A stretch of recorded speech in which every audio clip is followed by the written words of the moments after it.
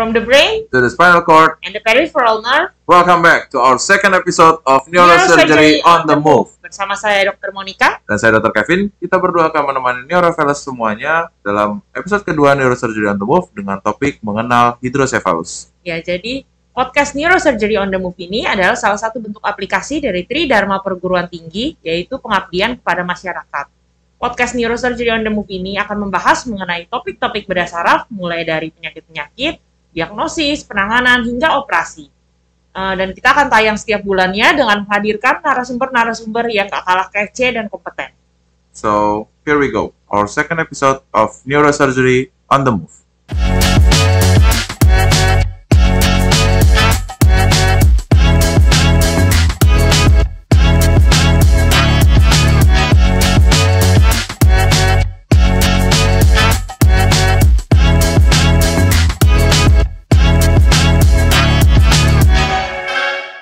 Ya, jadi pada episode kedua kali ini dalam podcast Neurosurgery on the Move, kita kedatangan seorang guru besar berdasar Fakultas Kedokteran Universitas Udayana dan merupakan seorang chef de klinik dari program studi spesialis berdasar Fakultas Kedokteran Universitas Udayana. Langsung saja kita sambut Profesor Dr. Sri Malawan, spesialis berdasar konsultan. Selamat datang, Prof. Selamat datang. Meluangkan waktunya. Jadi di dalam podcast kedua kita kali ini kita membahas mengenal penyakit hidrosefalus. Dan kebetulan Profesor Dr. Sri Malawan, spesialis berdasar konsultan ini merupakan salah satu guru besar dan juga tenaga ahli kalau di bagian Udayana ini, terutama di bagian neuropediatri. Jadi Prof. Sri ini sudah sangat ahli di bidang ini. Tanpa menunggu lanjut, kita mulai saja ya. Prof, mungkin pertama-tama kita mau bertanya dulu, hidrosefalus sendiri itu artinya apa?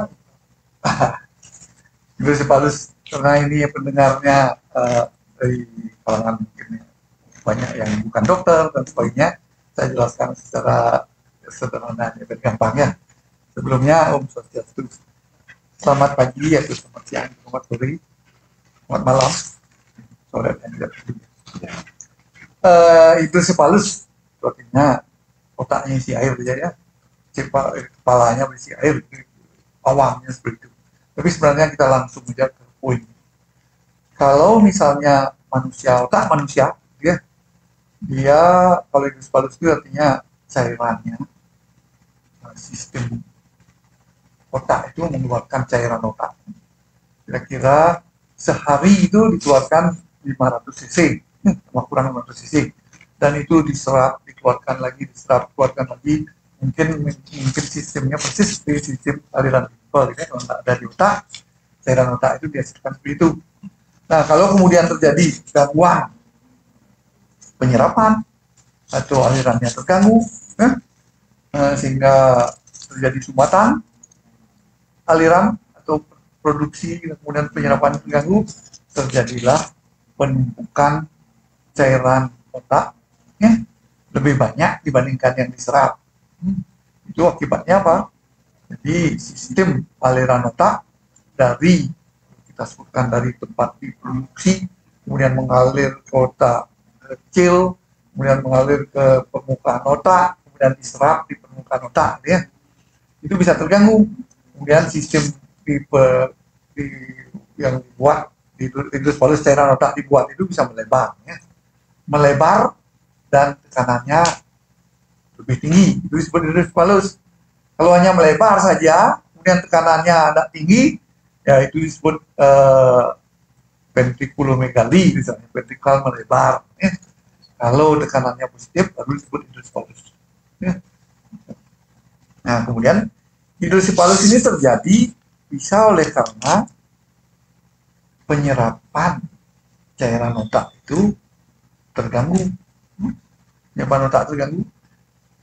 Bisa juga jadi tersumbat di tempat produksi, di tempat di penyerapannya tersumbat. Kemudian bisa juga tersumbat di sistem penyalurannya, tersumbatnya bisa di otak kecil, bisa di sebelum keluar dari otak menuju ke permukaan otak bisa tersumbat situ.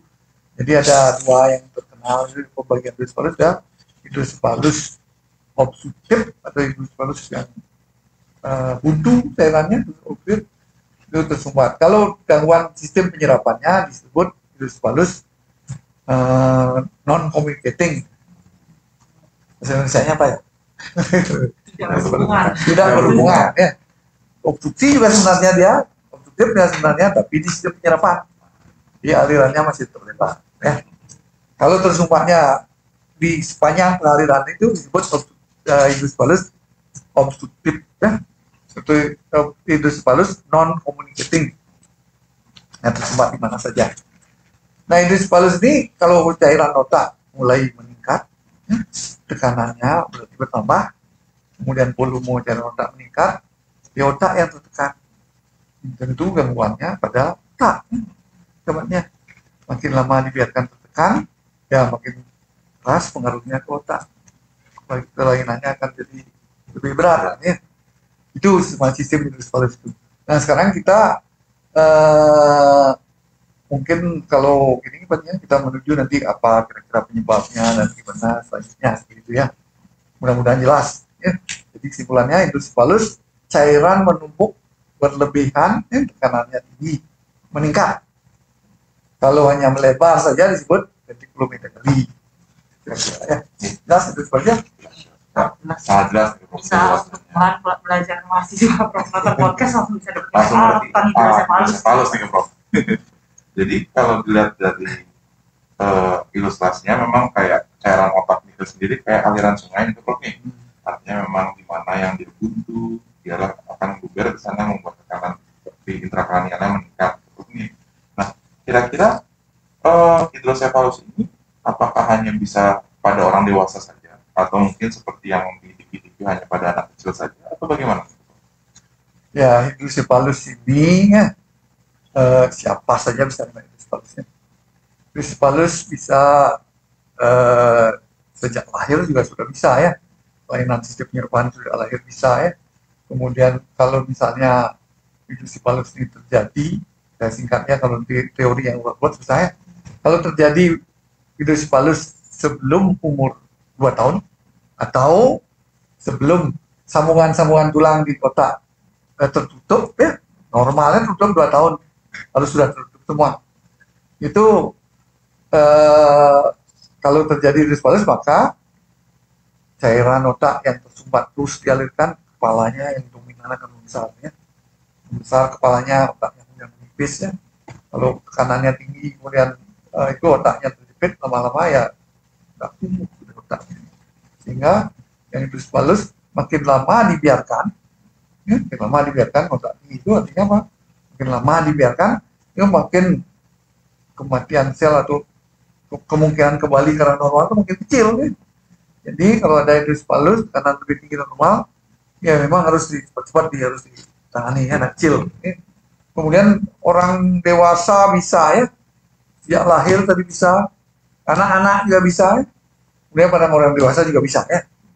Penyebabnya pada anak-anak tadi bisa bawaan, bisa juga kelainan lainnya, gen dan sebagainya.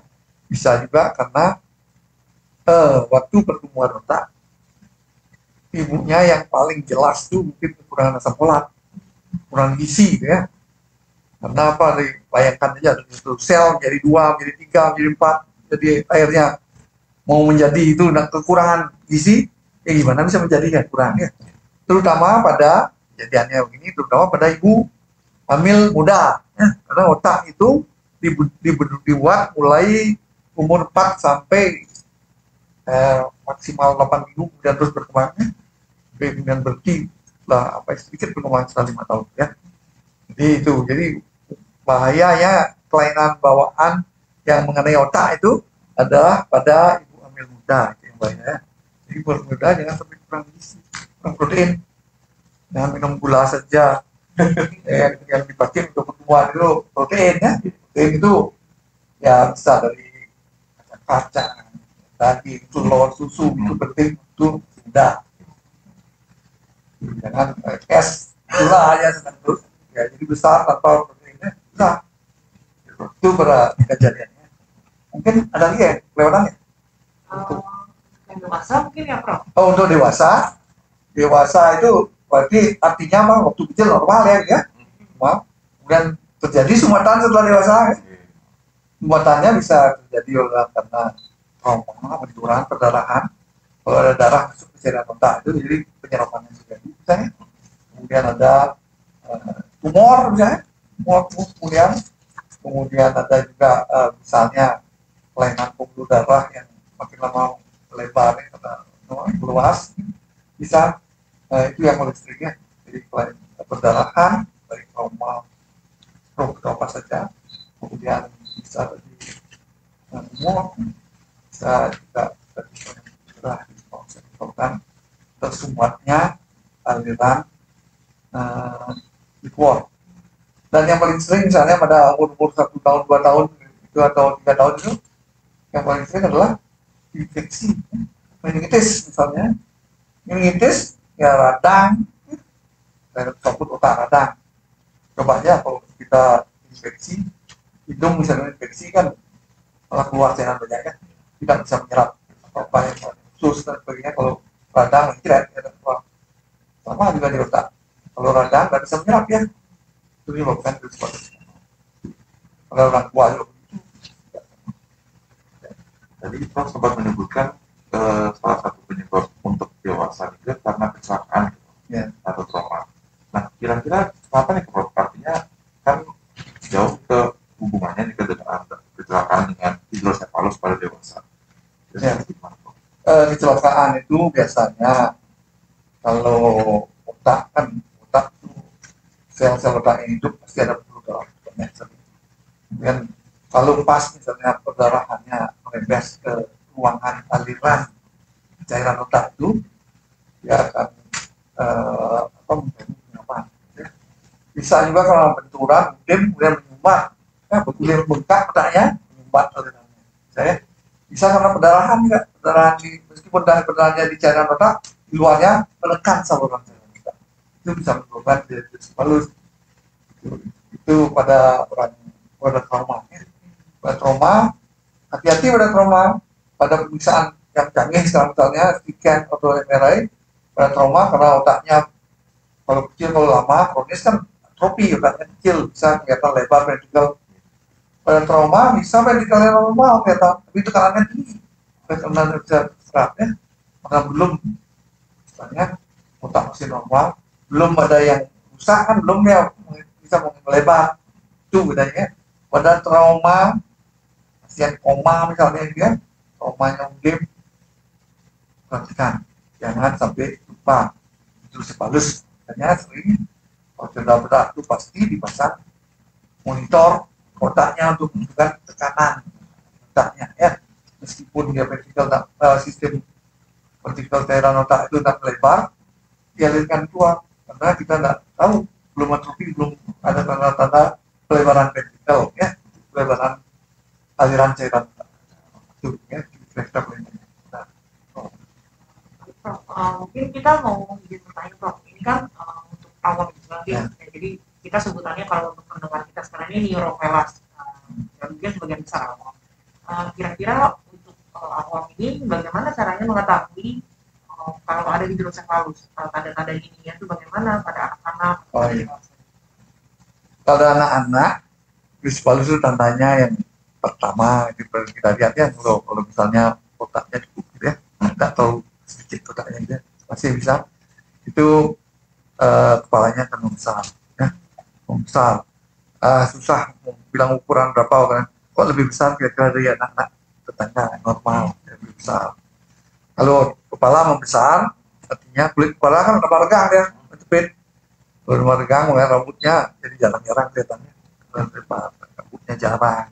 Kemudian tekanan tinggi di dalam kepala, tekanannya tinggi, harusnya aliran darah di jantung ke otak sudah normal, kembalinya itu kan melalui sistem pembuluh darah balik yang menuju ke jantung. Karena di dalam tekanan tinggi, biasanya balik keluar yang banyak, sehingga pembuluh darah di kulit kepala kelihatan dia, bukan menonjol segitu kelihatan, pembuluh darahnya banyak sekali dia, karena mau dikalir balik ke dalam tekanan tinggi tidak bisa di luar yang ngalir dia. Kemudian kalau diketok misalnya berat, hidrosefalus tok ya bunyinya seperti semangka kalau diketok itu bunyinya Kalau misalnya berat kelihatan, lihat ubun-ubun besarnya. Ya, ubun besar itu berapa? Ubun-ubun besar itu menutup pada 2 tahun paling lambat, ya. Dan itu lihat kalau dia terbuka lebar sekali cembung itu hati-hati Hydrocephalus ya. Mungkin harus periksakan kalau terlalu lebar bentuknya keras. Itu ubun-ubun besar terutama. Kemudian juga yang paling sering itu adalah anaknya biasanya karena kepalanya besar, tekanan tinggi, itu bola matanya, ya bola matanya seperti matahari terbenam, ya itu sunset di mana kalau matahari terbenam, dua-duanya putihnya lebih banyak dari hitamnya di bawah, ya itu. Kemudian aktivitas berkembang, kalau besar sekali biasanya dia aktivitas diam, ya, nggak banyak gerak. Satu, diamnya memang karena otaknya sedikit, ya.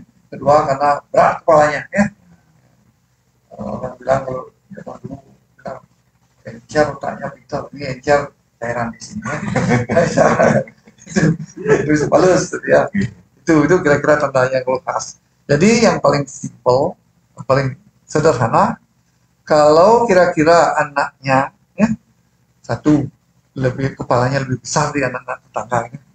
Tidak normal kelihatannya, dan cepat periksa ubun-ubunnya lebar dan sebagainya. Tidak usah berpikir keras-keras, datang aja ke dokter, ya diperiksa. Jangan sampai terlambat, makin lambat melakukan tindakan, makin banyak sel-sel otak yang harusnya tumbuh tidak tumbuh karena tekanannya tinggi, ya. Nah, itu untuk kalau anak-anak. Kalau dewasa bagaimana? Ya kalau dewasa seperti tadi, dewasa tulang-tulang sudah tidak bisa membesar lagi. Kalau dia terjadi hidrocephalus apapun penyebabnya, begitu cairannya meningkat produksinya, tekanan tinggi, karena tidak bisa melebar, kan bisa melebar, dia masih tidak terlalu menderita otaknya.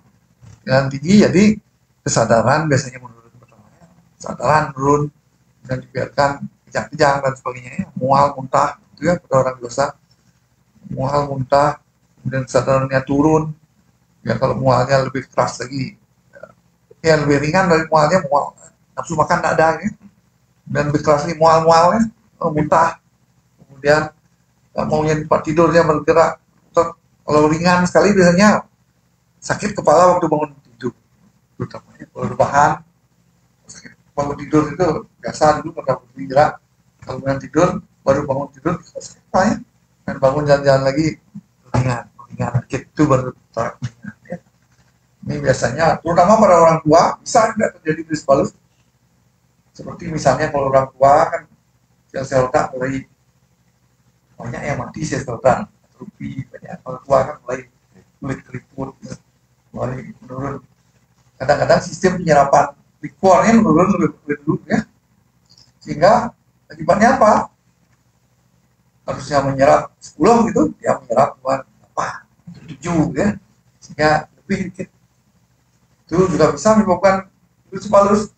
Orang tua umur 60 kelihatan seperti itu mulai pikun, ya, kemudian jalannya goyang, lebih berat lagi, kadang-kadang ngompol. Itu tanda-tanda hidrocephalus itu pada orang tua, ya. Meskipun nanti di sekian dan diperiksa tidak terlalu lebar, tapi kalau ada tanda-tanda seperti itu, pikunnya cepat sekali, ya. Jalannya goyang, ya. Itu kadang-kadang ngompol lah, ya. Nah ini ada hidrocephalus, ya. Itu ya terus pada anak, kayak bawaan, bisa pada orang dewasa, bisa pada orang tua, ya. Semua bisa terserah. Jadi khasnya itu tadi dari pada orang tua, ya apa artinya, pada besar lagi orang dewasa seperti itu, lain dengan di bawah. Mungkin itu tadi sudah sangat jelas untuk menggambarkan semua tanda-tanda dunia yang bisa dikenali sama masyarakat.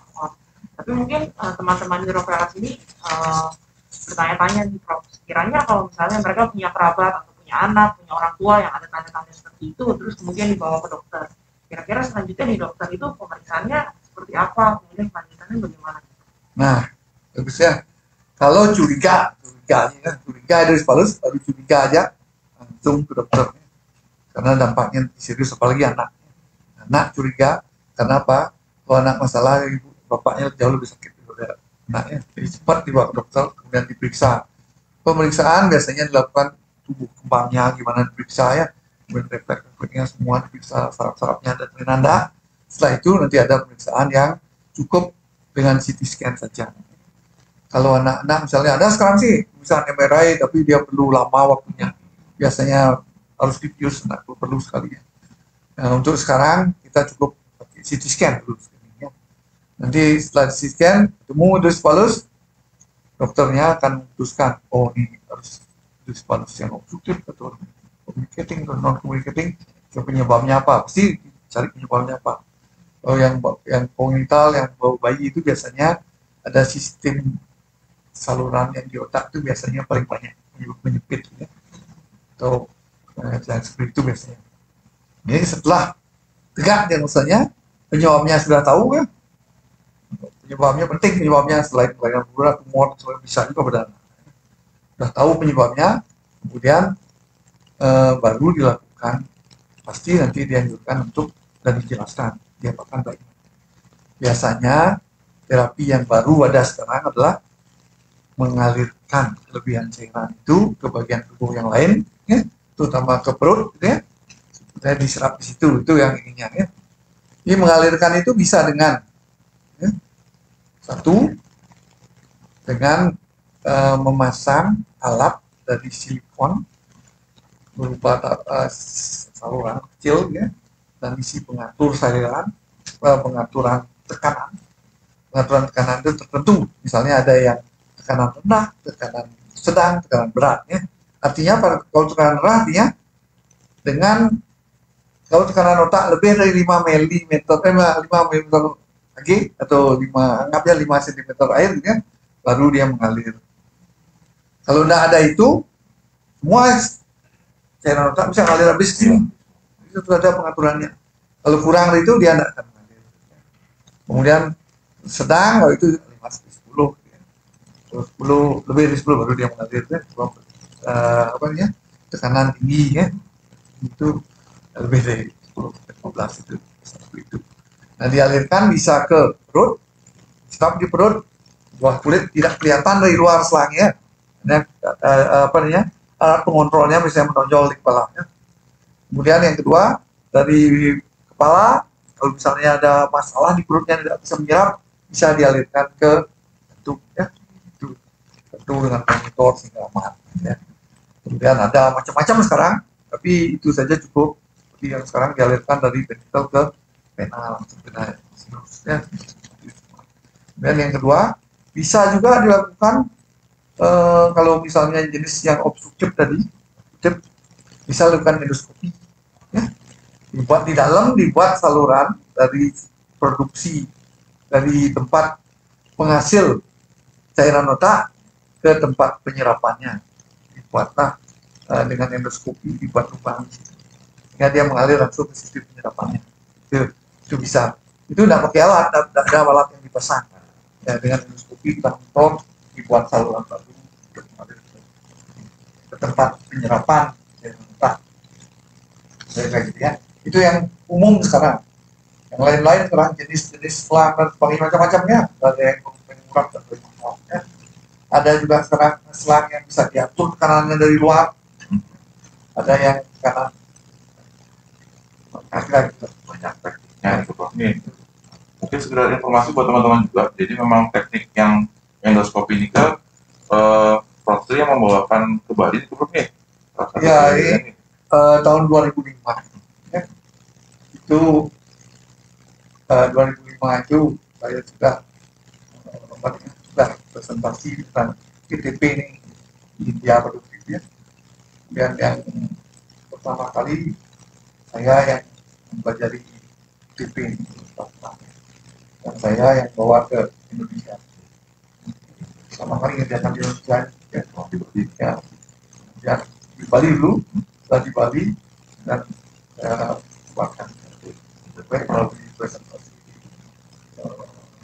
maupun di jurnal dan yang sekali dipanggil untuk membimbing itu ya. Teknik itu sebenarnya bagus sekali, cocok untuk di Indonesia Oleh karena kalau memasang selang itu memang harus evaluasi. Dan kalau pakai ETP endoskopi itu kalau sudah sekali berhasil itu jangan boleh kadang-kadang kalau ETP ini cocok dengan bagi jauh.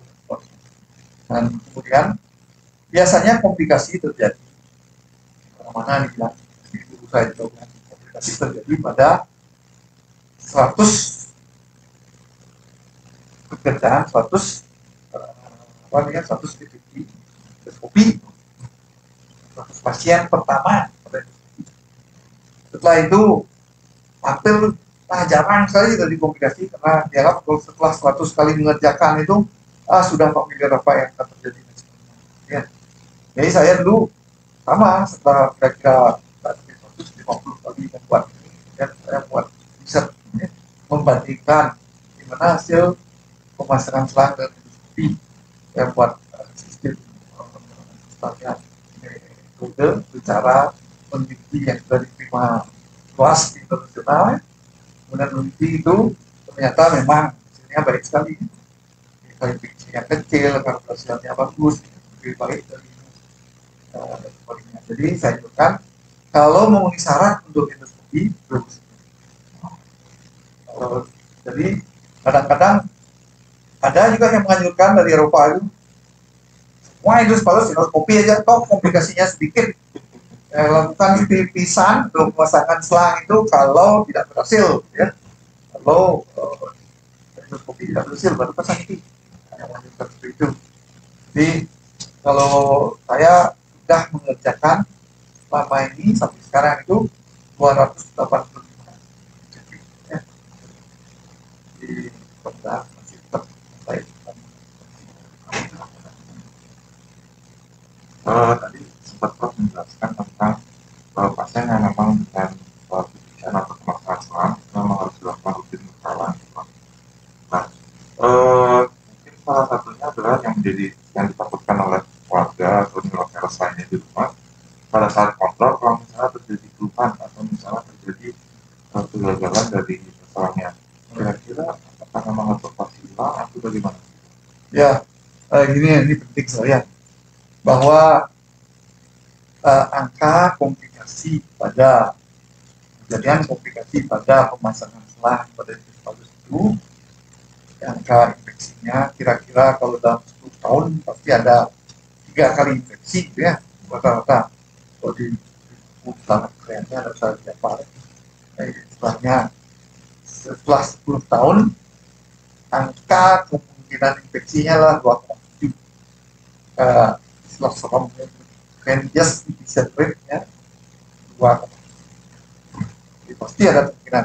Nah, itu artinya apa? Kalau ada misalnya dokter ya, yang lain kan apa ya?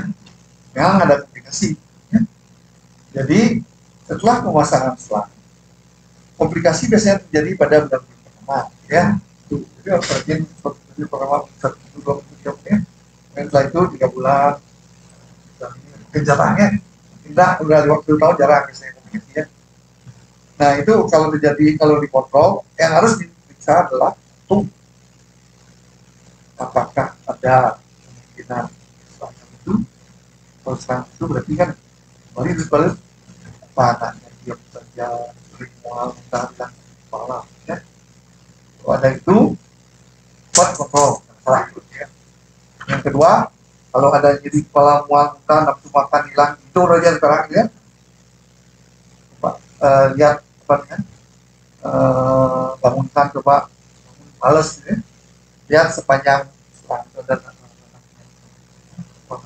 infeksi lah, infeksinya itu sebabnya ada bawah. Kemudian setelah itu lihat harusnya umur bisa jawab umur 2 tahun bisa ngomong, bisa ya sebagainya, cepat kontrol ya itu tumbuh kembangnya sebenarnya bahkan itu cepat kontrol. Jadi yang harus diperiksa, saya sebutkan lagi, harus diperiksa ibu-ibu pasti nanti diajarkan kalau di rumah suruh mengukur lingkaran kepalanya. Ya, mengukur lingkaran kepala kalau ada masalah di gimana caranya gitu, dokter. Nah, itu kalau tambah terus ya jadi bisa bertambah terus. Kemudian setelah itu keluhannya tadi kepala, mual, muntah, kepala terputar ya, lesu, lemah, ngomongnya berkurang dan supaya kita turun itu berbicara. Setelah itu lihat ada tanda-tanda kemerahan kecil, panas tak dia ya, ada kejang-kejang tak ya, kalau sudah ada itu terus keluar. Jangan semua harus ada salah satu itu ya. Dan kemudian itu yang harus diperhatikan ya. Kalau bisa misalnya diajarkan gimana ini caranya kalau ini mengalir itu enggak itu kalau tidak bisa dulu. Nah di dokter kemudian akan nilai apa ini sebab tanda apa ini benar karena selangnya atau yang lain untuk biasanya untuk ya. Kalau untuk pemasaran itu misalnya anak-anak dia jadi pemasaran, tapi nanti orang tua itu akan tapi atau waktu dewasa pas selangnya atau bagaimana karena kan kira dia udah bertumbuh dewasa gitu apa banyak banget itu Ya ini penting untuk pasien ya. Kalau sudah di diagnosis pada bayi, kemudian dibiarkan gitu ya, dibiarkan dia akan membesar kepalanya, pelan besar semua pada mata seperti besar kepala belum kan, kemudian tidak bisa lagi besar ya, karena sudah berhenti, dia berhenti itu sudah timah dengan besar itu, sudah berat, tapi tidak bisa apa-apa. Biasanya kemudian 3 tahun jelek perubahan kerja dan itu kalau tidak ya. Kalau di terapi tadi memang ada komplikasi tapi jangan lihat komplikasinya, misalnya kemungkinan komplikasi 5% ya, artinya 95% baik ya, dan 5% komplikasi ya itu model ya, jadi harus di kalau kita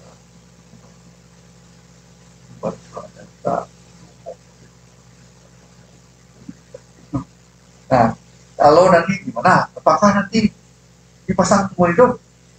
Nah, kalau misalnya pasiennya sudah baik sekali, ya, dan kontrol sekali-kali. Kalau lama pasiennya kontrol 10 tahun, kontrol, diperiksa sama dokter, itu datang aja sama tidak ada keluhan, baik.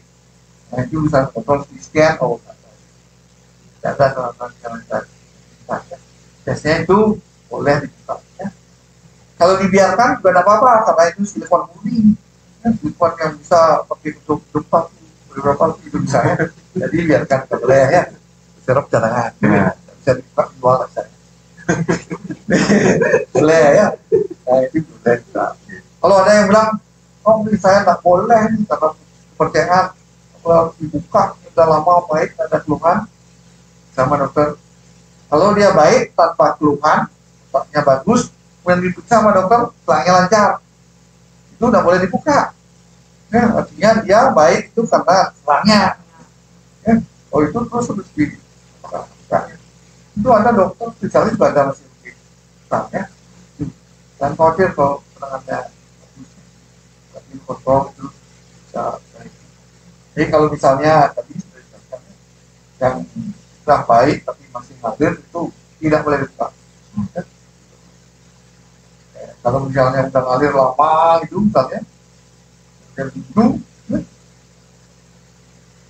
boleh coba DP ya, DP dulu bukan soalnya DP ya, kalau dia bisa ini lancar baik terus start pengendalian itu boleh ya.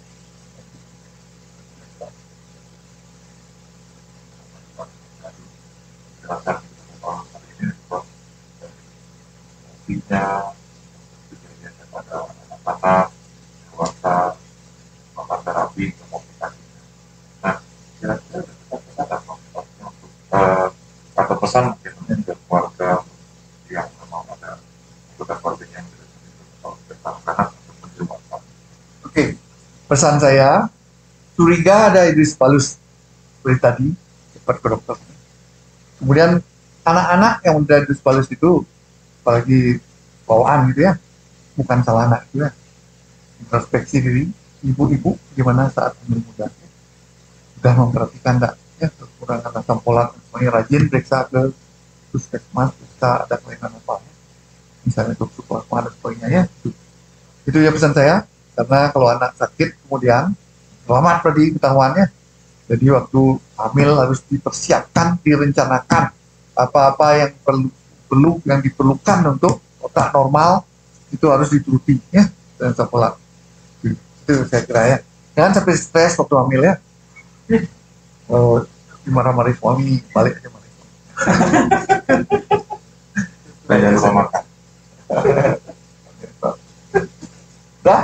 Gitu, Prof. Baik, Ya, terima ya. kasih banyak, Prof. Mungkin untuk sedikit menyimpulkan, jadi tadi kita sudah membahas di episode kedua dari Neurosurgery on the Movie mengenai mengenal penyakit hidrosefalus. Tadi Profesor Dr. Tri Maliawat, spesialis bedah saraf konsultan, sudah menjelaskan dengan sangat rinci ya mengenai apa itu hidrosefalus, penyebab-penyebabnya, kemudian hidrosefalus pada anak, pada dewasa, cara-cara mengenalinya, pemeriksaan-pemeriksaan, termasuk sampai ke operasinya.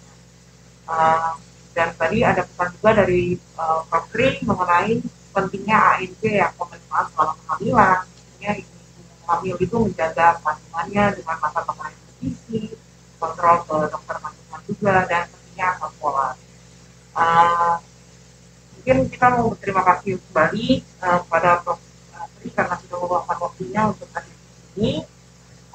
Dan untuk teman-teman neuropelas lainnya yang mungkin mau ada pertanyaan atau mau kasih komentar, kritik dan saran, bisa langsung komen ataupun bisa lihat klik like, subscribe di video ini ataupun follow di channel YouTube kita di Bedah Saraf Unut ataupun follow di Instagram kita di Neurosurgery Udayana.